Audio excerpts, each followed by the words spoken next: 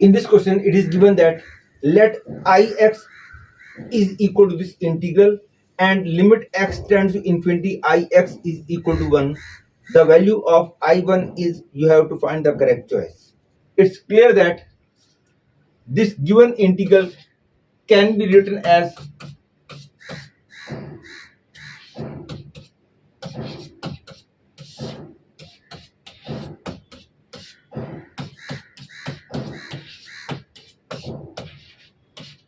and the benefit of multiplying and dividing by e to power x is, now it is very easy to see that derivative of this is this.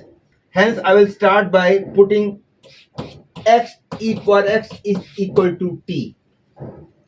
But if I use this, then here t plus 1 whole square will come, which will be a bit inconvenient to deal. But if I put 1 plus this, then it will become t square. That will be better. And now differentiating it, I get x plus 1 into e to power x dx is equal to dt. Hence, this is equal to dt upon t minus 1 into t square. Agreed, I can proceed further by making the partial fraction of t minus 1 t square as a upon t minus 1 plus b upon t plus c upon t square. But see, my way is much better than this way, and had it been t cube, then I would have gone up to d upon t cube. That would be even more difficult. But my way will be always easy, whether it is power 3 or 4 or 5, anyone. What is my way of making partial fraction? See, first of all, I write the integrand as, that is minus 1 upon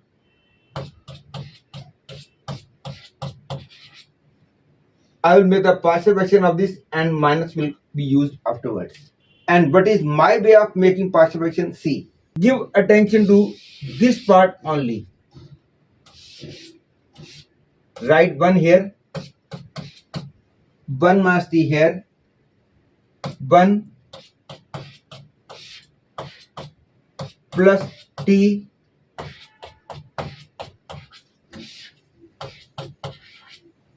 and you will stop as soon as you get the power of t this greater than or equal to this power. And because we have reached up to equal power, further you will not proceed. Now see, you know that dividend upon divisor is quotient plus remainder upon divisor. That is 1 by t square into 1 plus t square upon, that is 1 by t square plus 1 by t plus 1 upon. Take care, I was looking at this part only. If minus is there, then minus will come here also, and minus will be here also.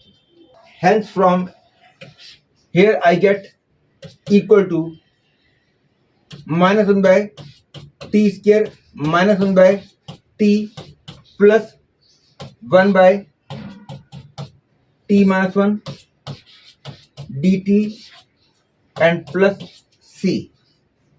This is 1 by t minus log t plus log of t minus 1 plus c, that is I get log of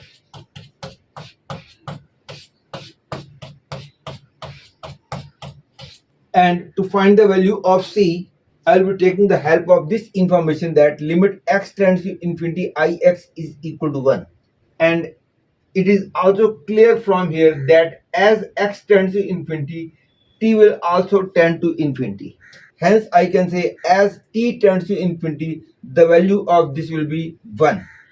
That is limit t tends to infinity log of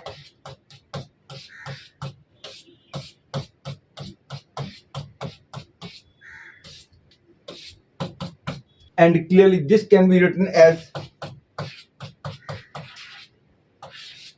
log of 1 minus 1 by t plus 1 by t plus c equal to 1. And now as t turns to infinity, this becomes log 1, which is 0. It is 0, hence the value of c I have got is 1. And because c is 1, I write 1 here. Then further he is asking the value of I1. And it is also clear that when x is 1, the value of t will be 1 plus e. In other words, he is asking the answer when t is 1 plus e. If I put t equal to 1 plus e, I get log of e upon 1 plus e plus 1 upon this is log e minus log of